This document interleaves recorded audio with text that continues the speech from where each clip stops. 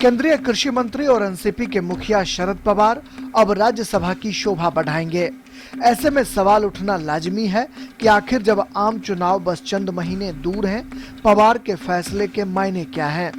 वर्ष 2009 के लोकसभा चुनाव में 7वीं बार महाराष्ट्र से चुनकर आए एनसीपी सुप्रीमो ने अगला लोकसभा चुनाव न लड़ने का संकेत पहले ही दे दिया था।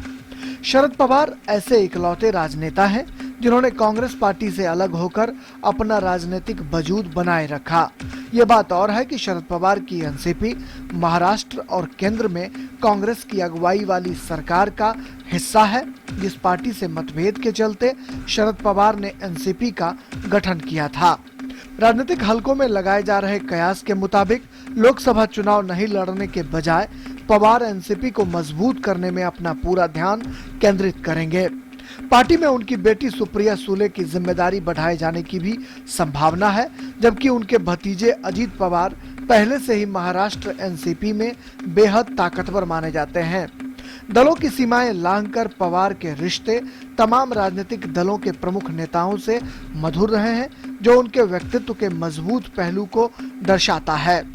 मायावती और मुलायम सिंह से अलग शरद पवार ने भले ही प्रधानमंत्री बनने की इच्छा का खुले तौर पर कभी इजहार न किया हो, लेकिन गाहे बगाए मीडिया में ऐसी खबरें आती रही हैं। हालांकि एनसीपी की तरफ से इसका खंडन भी होता रहा है। पिछले कई दशकों से महाराष्ट्र की राजनीति और केंद्रीय पटल पर शरद पवार अलग अलग भूमिका में रहे।